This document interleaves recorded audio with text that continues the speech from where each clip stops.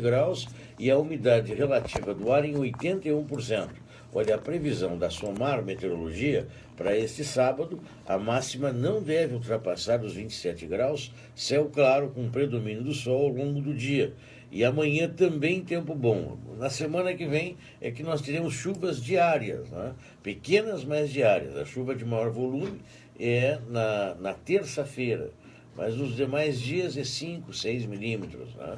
Na terça-feira a previsão é de 24 milímetros. Muito bem. Deixamos no bloco anterior essa situação. Né? Nós tínhamos uma geração que não podia às vezes dar um pio dentro de casa, né? E hoje nós temos os filhos, né, peiteando os adultos, e de forma até quase comandar os adultos. Ora, se a gente se pegar a geração de um bisneto com uma pessoa, né, com o avô, o bisavô, né, é complicado. Né? É complicado. Nem 8, nem 80. Nem 8, nem 80. Ou seja, cabe aos pais permitirem que os seus filhos tenham a liberdade de conversarem, de discordarem educadamente. Quando houverem exageros, cabe aos pais corrigirem sem violência, reflexivamente, ponderadamente, mostrar para os filhos que a palavra ou as palavras substituíram o tacape. Uhum. É muito importante que as pessoas saibam em casa que as palavras valem muito mais que um pedaço de pau, que as pessoas não devem resolver os problemas na violência, na força, porque isso estimula, instiga e cria um modelo de violência dentro dos filhos, que as palavras podem demorar um pouco mais, mas obtêm resultados mais interessantes, mais consolidados, mais civilizados, mais profundos.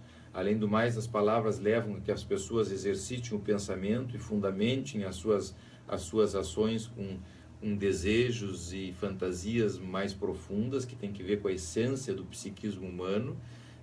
Isso estabelece vínculos mais profundos, conexões mais profundas, as pessoas se conhecem mais profundamente, têm visões e percepções das pessoas da casa mais complexas, o que faz com que o pensamento se torne cada vez mais complexo. Ensinamos nossos filhos a fazerem essa leitura dos outros. Quando o político fala e promete e se coloca numa posição messiânica, salvadora, que vai fazer e vai dar e vai proporcionar aquilo que nós não temos e que precisamos muito, e que é só um discurso que não serve para nada, que logo depois ele vai se beneficiar, porque quem faz isso evidentemente já está pensando em outro. Tivemos um probleminha com a câmera. Agora, Newton, tem um outro lado que também a gente tenta trazer um pouco da voz das ruas, não? Que a gente ouve, né? Tem muitas pessoas que hoje pensam assim, ó, não dá para acreditar em mais nada, não dá para acreditar em mais ninguém. Né? Porque se tu analisa o conteúdo de cada agremiação partidária, as pessoas que lá estão, né, cheira mal. Então tu começa a não acreditar em mais nada. Então, mas aí é onde entra a família de novo, Leandro. Eu finco muito pé na história da família, e é importante que as pessoas em casa se deem conta de que a solução para isso passa fundamentalmente pelas conversas que nós temos em casa. Se nós dois sentamos aqui à mesa, conversamos sobre coisas complexas, pensamos sobre coisas complexas, eu te escuto, tu me escuta, entra o ouvinte, discorda ou complementa, isso é de uma grandeza absolutamente gigantesca, enorme. É uma riqueza da qual nós não devemos nos desprender ou evitar ou jogar no lixo. É justamente isso que vai fazer com que as pessoas aprofundem o pensamento, encontrem soluções mais interessantes, etc. Por isso existem os grupos multidisciplinares, ou seja, um psicólogo, um filósofo, um matemático, um físico, um médico, um bioquímico, um professor, um arquiteto, um engenheiro, sobre determinados temas. Quando se reúne, cada um coloca desde si, desde a sua percepção, desde a sua formação, a sua visão, a sua ideia, e a partir dali concluem um relatório que tem um pouquinho de cada um, e ao mesmo tempo constrói uma obra final de alta complexidade. justamente porque cada um pôde colocar a sua essência, que tem que ver com os diferentes níveis do ser humano. Saber ouvir as diferenças, Isso, mas não colocando muros. Não, justamente o contrário, derrubando os muros. Derrubando os muros. Derrubando os muros. Se nós pensarmos em termos de sociedades humanas, de relacionamento,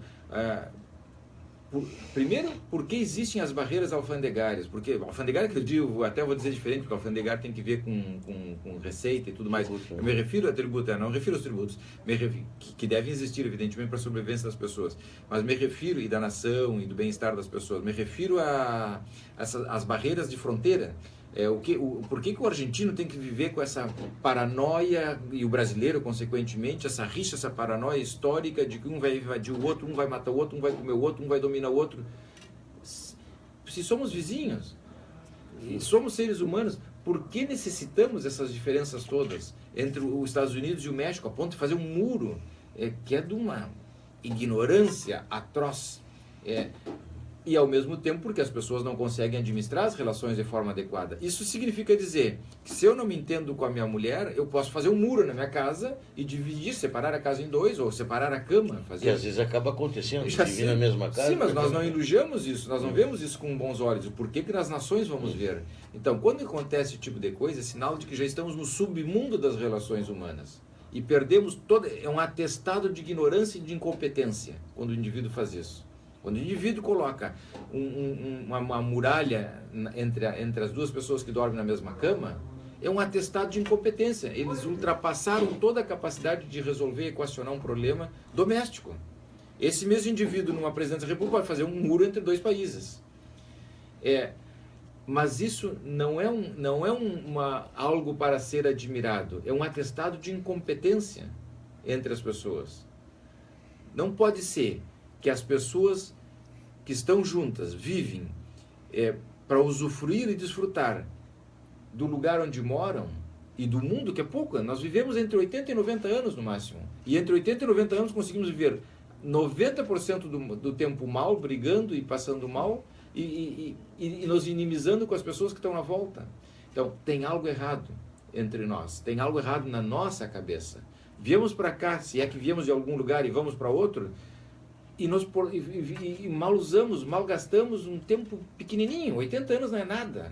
Perto da história da humanidade, que estamos falando aí em trilhões de milhões de anos. Claro. Não da humanidade, nós mas do não vamos planeta. fazer muita diferença em plena história. Certamente raras e honrosas exceções. Certamente não vai fazer diferença nenhuma. Tudo que nós fazemos, tudo que nós dizemos aqui fará diferença para algumas pessoas, evidentemente, mas um só não faz diferença nenhuma. A diferença vai existir se cada um em casa, somando um mais um mais um mais um, que chegam a vários milhões, fizerem alguma coisa interessante para si, que vai então aí gerar uma onda que vai contaminar as pessoas. Pode ser uma onda do bem ou uma onda do mal. Mas uma pessoa só, se eu tenho a visão de que o meu trabalho só serve para mim, para minha mulher, para meus filhos, para o que nós fazemos aqui, para alguém que nos escute em casa e que possa dar um destino mais diverso possível. Algumas pessoas vão dar o destino mais horroroso possível, porque tem um mundo horroroso dentro da cabeça. Outras pessoas vão dar um destino relativamente bom, outros nem tão bom. Enfim, cada um vai dar o destino como alguém que come um alimento durante uma refeição, e cada alimento vai ter um destino diferente dentro do indivíduo. Tem pessoas que vão comer, vão passar mal, vão ter indigestão, vão ter diarreia, vão vomitar, e é o mesmo alimento que eu como, e o outro vai engordar, o outro vai emagrecer, porque tem um problema digestivo que não absorve isso, não absorve aquilo, o outro vai absorver demais. Então, cada pessoa tem uma forma de digerir as palavras, os pensamentos e tudo mais, a semelhança, vamos dizer assim, eu estou usando só com a metáfora, evidentemente, da alimentação. Bom, se eu tenho a pretensão de fazer com que todo mundo se enriqueça, fique legal, etc., que eu seja o sabichão, que sei tudo, bom, me coloco numa posição messiânica, provavelmente ou certamente eu vou me frustrar muito, ou vou ter uma ideia megalomaníaca, egocêntrica, de que eu vou fazer falta para a humanidade, que a minha atitude, existe um antes de mim e um depois de mim, como já escutamos gente dizendo por aí há pouco tempo, e não fez diferença nenhuma. Ninguém lembra dessas pessoas com carinho, com respeito, coisa assim. Lembra como uma pessoa desvairada, que fez coisas desvairadas, porque se colocou numa posição messiânica de salvador do mundo, da pátria e tudo mais. O cemitério está cheio de gente assim, são os heróis, que ninguém lembra mais quem são. a não ser em algumas datas, e alguns também, não todos. Então, o que faz com que o indivíduo tenha uma história legal é no seu nicho, na sua história dentro de casa, é com a sua mulher, é com seus filhos, é com seus amigos. É aí onde a história vai ser escrita. E a somatória disso pode se transformar numa onda interessante, na medida que cada um vai contaminando, como uma pedrinha jogada no lago, que provoca aquele aro que vai aumentando, aumentando, aumentando as circunferências e que vão longe até que se dissipam. E depois, bom, são absorvidas, como todas as ideias, pela própria natureza. Esse tipo de coisa é que vai funcionar. Então, toda vez que nós que quisermos resolver as coisas na marra, com muro, com guerra, todas as guerras não resolveram nada. Se nós pegarmos a primeira grande guerra, a segunda grande guerra, só gerou morte, tristeza, desolação, eram necessárias. Também provocaram, depois alguém tinha que parar, evidentemente, porque um tarado começou a fazer coisas escabeladas e tem que ser contido. Uma pessoa com muito poder tem que ser contido, evidentemente. Como um atirador tem que ser contido. Mas é necessário um atirador entrar numa escola e matar várias crianças? É necessário um atirador entrar? Fez diferença para o mundo isso? As guerras fizeram diferença? Só para aquele grupo que morreu. Ali sim, né? Ali então, e é uma forma muito ignorante, muito bruta, muito violenta, muito atrasada de provocar mutações ou mudanças, etc, etc. As grandes mudanças não vieram dessa forma. As grandes mudanças vieram através de pensamentos, reflexões que foram contaminando, levando a que as pessoas... Sim, agora se pega pelo ângulo daquele que pegou uma arma, no caso norte-americano, né? Pegou a arma e matou várias pessoas numa escola. Ele não mudou nada. Ele mudou para aquele grupo, né? E ele vai terminar ali, né? E lá no americano, pelo Ninguém menos, vai admirar eles ele. terminam ele ali mesmo, né? Não fica nem para julgamento. Muitas vezes, né? Eu acho que às vezes até é mais simples. O americano, ele sintetiza, né? Essa é a diferença entre a violência, a moral e a ética.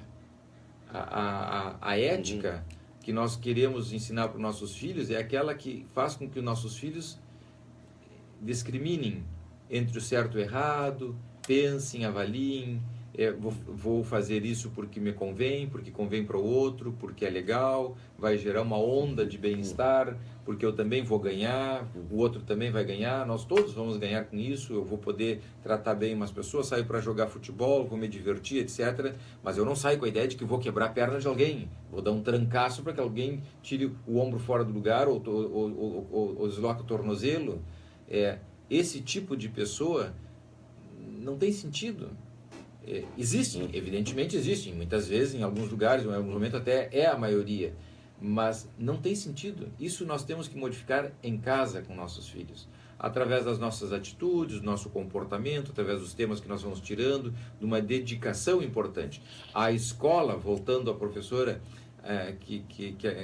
a ouvinte que era professora, a escola é muito importante que ela respalde isso, sempre e quando o professor tenha tido dentro de casa essa mesma formação. Se o professor teve em casa uma violência, ele vai instigar a violência também na escola, e nós sabemos de muitos professores que fazem isso.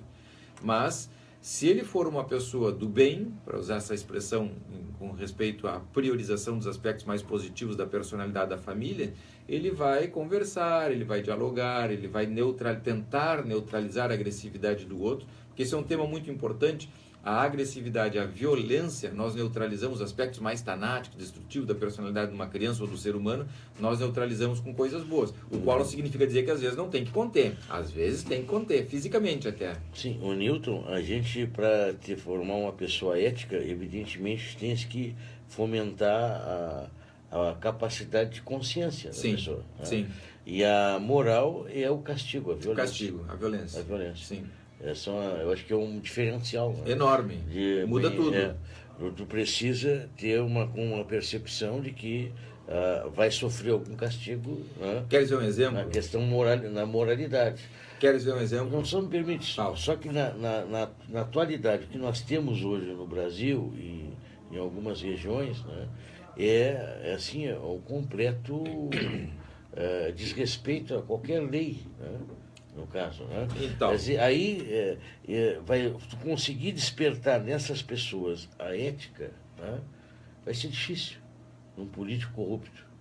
vai precisar da violência. O indivíduo já está formado, aí entra a lei, a justiça. Um país que tem uma... E nós temos os exemplos.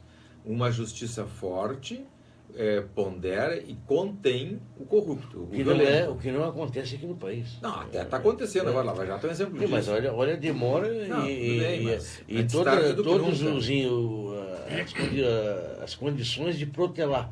Né? Protelar. Né? Isso mostra o poder do corrupto, que às vezes entra até dentro da justiça, mas de qualquer maneira é elogiável, é admirável, é o único país que nós vimos nos últimos anos, fora a Itália, que teve um pouco disso e logo depois foi neutralizado, embora fizeram bastante, serviram de exemplo inclusive para nós, e para o mundo todo, mas inclusive para nós, exemplo que político nenhum quer, evidentemente, porque isso significa fazer o que os pais deles não fizeram.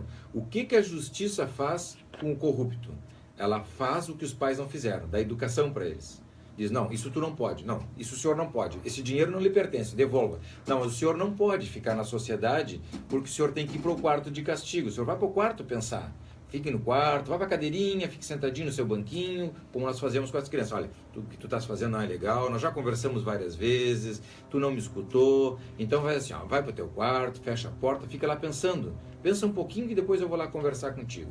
Com uma criança nós fazemos isso, nós não judiamos, não maltratamos, só levamos ela à reflexão. Quando extrapola todas as possibilidades de conversar e de fazer ela voltar atrás e pensar com profundidade sobre as suas atitudes. No indivíduo adulto, a justiça faz isso. Governador, o senhor não entendeu? O senhor não pode pegar o dinheiro das pessoas, quebrar um estado, como no Rio de Janeiro, ter só numa conta 100 milhões de dólares, porque agora já não é nem mais R$1.000, são 100 milhões de dólares, já passamos os R$1.000, os milhões de reais, os milhares de dólares, chegamos a $1 milhão já. O senhor não pode fazer isso. O senhor tem que pensar. Se a pessoa não pensa e não para, bom, então o senhor faz o seguinte, nós vamos lhe recolher, o senhor vai para sua pecinha, para sua salinha lá, vai ficar lá quietinho, sentadinho no seu banco, pense durante um tempo, que é a tentativa de reabilitação, fazer com que o indivíduo se reorganize. Claro que é preciso, num sistema prisional, que isso seja muito mais complexo. Aqui nós estamos falando de um governador, mas uma pessoa mais primária ou primitiva nas suas funções que teve lá atrás, não teve nada lá atrás, foi um indivíduo que se criou como um bicho silvestre, digamos assim, com atitudes, pensamentos, ideias e atitudes do mundo animal. Exige, evidentemente, do Estado uma atenção muito maior e uma complexidade de recuperação infinitamente maior, que de repente num governador que tem um pouquinho mais de estudo, que já conviveu com gente um pouquinho aparentemente civilizada, mas teve distúrbios de comportamento de toda a ordem, é um indivíduo desadequado à sociedade, e ele tem que ser recolhido na pecinha escura também. Pecinha escura, maneira de dizer, não quer dizer que tem que ser sem luz para criança, evidentemente, né? Mas é uma metáfora, para que ele crie condições para pensar. Bom, se ele ficar ali 10 anos, 15 anos, em função dos horrores que ele cometeu, e ele não tiver capacidade, ele tem que ficar a vida toda ali dentro. Porque se ele sair, vai fazer de novo. E não vai fazer só para uma ou duas pessoas, mas para milhares de pessoas, porque o indivíduo ocupa cargos públicos. Então ele não pode sair dali, tem que ficar contido. Ou contido com reservas, enfim, vai para casa com tornozeleira. Que a gente, que muitos querem, a mesma uma coisa. Ruptura. Né? É o uso da violência e a dureza. Mas né? por que Mas isso não leva à mudança. Mas por que não tem mudança que ter, no momento. Não tem que ter dureza, tem que ter coerência. Para botar coerência na cabeça. Se o indivíduo não tem coerência, essa pessoa que faz esse tipo de coisa, que quebra um Estado para se beneficiar e mata de fome milhares de pessoas, ou instala o caos na casa de milhares de pessoas, ele tem coerência? Não tem coerência. Então, alguém tem que dizer para ele, não, basta, deu. Não, tu não vais ficar mais... Vem cá, fica aqui, senta aqui. Não, tu senta aqui, vamos fechar a grade, botar o cadeado, tu fica aí, porque senão tu vai sair, tu tens poder para sair, tu vais ficar aí dentro. Agora pensa, reflete, te reorganiza, tu te dá conta que tu estás errado, como um pai faz com uma criança. Tu percebesse que o que tu fizesse com teu irmão, jogasse uma cadeira no teu irmão, tu machucasse teu irmão, tu acha certo fazer isso? Vamos pensar assim, vamos organizar. Tu acha que uma pessoa que está contigo, toda vez que discorda de ti, ou de repente até pega um brinquedo teu, tal, tu reage dessa forma com violência e bate com um martelo na cabeça do teu irmão, podendo machucar gravemente, vai te deixar mal, porque é teu irmão, vai deixar mal ele, nós todos ficamos mal com a cena que vimos. Tu acha legal isso? Da onde te brota isso? Vamos pensar, da onde vem isso tudo dentro de ti? Porque Bom, aí abre um canal de conversação, de repente a criança vai dizer, não, mas eu vi tu batendo na mãe outro dia. Bom, aí o bicho pega, porque o pai também vai ter que se colocar na discussão. Não, tá bem, então vou ter que revisar isso, não posso mais bater na tua mãe. Não, não pode bater na mãe, porque... Bom, aí temos um grande diálogo, onde todo mundo se envolve, e a mudança tem que ser de todos, evidentemente. Não pode ser de um só, porque se aquela pessoa está dentro de um contexto e tem atitudes estranhas, essa atitude estranha não veio da lua. Então aí nós temos uma discussão de grande complexidade, onde todo mundo tem que se colocar. Por que as coisas não funcionam? Porque muitos não querem se colocar, querem que tu mude, mas eu não quero mudar. E se tu tiver alguma relação comigo, eu já saio de perto, me escapo, o pai já faz de conta que não é com ele, e diz, não, isso aqui, ó, tu é filho, então tu tens que me obedecer, não, tu tens que te comportar direitinho, e vai saindo de perto. Não, mas outro dia eu te vi falando por telefone com uma mulher aí, não pode dizer isso, a tua mãe vai escutar, e, bom, começa o bicho pegar. Então, essa pessoa é produto do meio. Essa criança que deu com um martelo na cabeça do outro, ou o político que roubou a nação, ou o Estado, ou milhares de pessoas loucamente, tem uma história por trás dele. Que, para a sociedade, quando o indivíduo é adulto e fora da casa, já não interessa mais. Ele tem essa história dele, ele que vai resolver pessoalmente, ele é contido, a sociedade tem meios, instituições e meios para isso, contém o indivíduo, reprime o indivíduo, coloca ele atrás da cela, bom, ele que depois se resolva com essas questões todas. Mas certamente por trás dessa história tem, cadê o pai desse indivíduo? Onde é que estava a mãe dele? Onde é que ele aprendeu? Ele aprendeu na tua casa a fazer isso? Ele aprendeu na minha casa? Não, nem conhecia ele.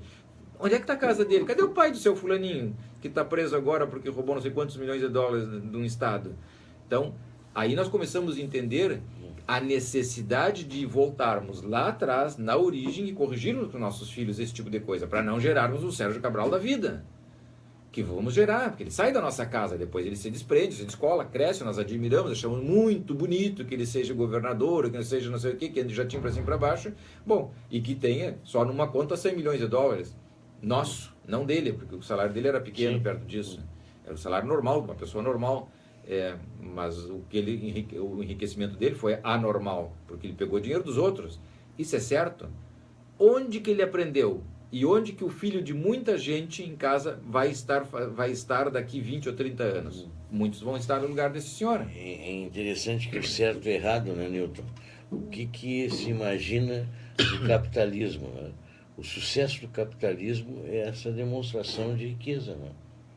A qualquer preço. Esse é o a problema. qualquer preço. Agora, as relações humanas não valem. A relação humana e o sucesso humano, individual, às vezes não é com essa moeda. Né? Aí você justifica o muro. Porque não me interessa quem está do outro lado. Me interessa quem está do lado de cá. Não interessa a vida do outro, a qualidade da vida do outro, interessa a minha qualidade de vida. Eu não vou sentar para discutir com o meu vizinho. Não, quem sabe a gente... Aqui, ó, tá, o galho da tua árvore está passando para cá, tá, as folhas estão caindo na minha calha, entopem. Tu queres, se tu me permitires, eu podo. Se tu não puder podar, eu podo. Ou então fazer...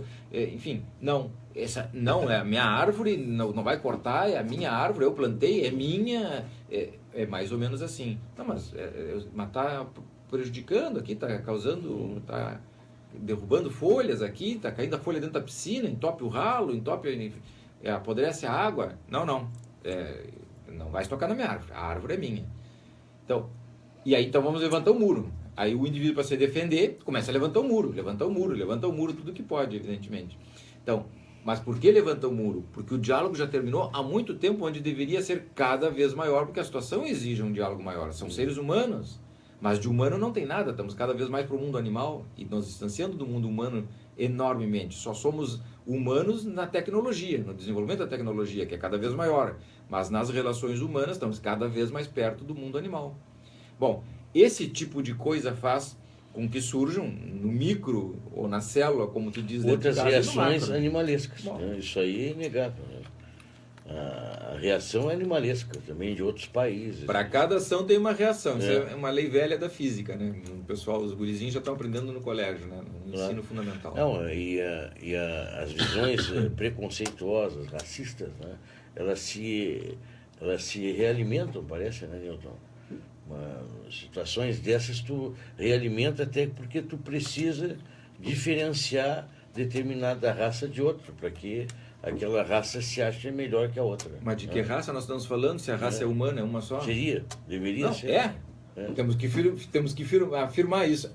A raça é humana. Não, eu não conheço outra raça que não seja humana. Sim, isso na teoria, né? Na prática se usa divisões para fortalecer as diferenças. Temos que combater isso com veemência. Se tiver ouvinte na linha, nós damos preferência a ele, senão nós vamos fazendo o intervalo. Então vamos fazendo o intervalo comercial e já voltamos. Na internet nós encerramos a partir de agora, porque o assunto entra para dermatologia.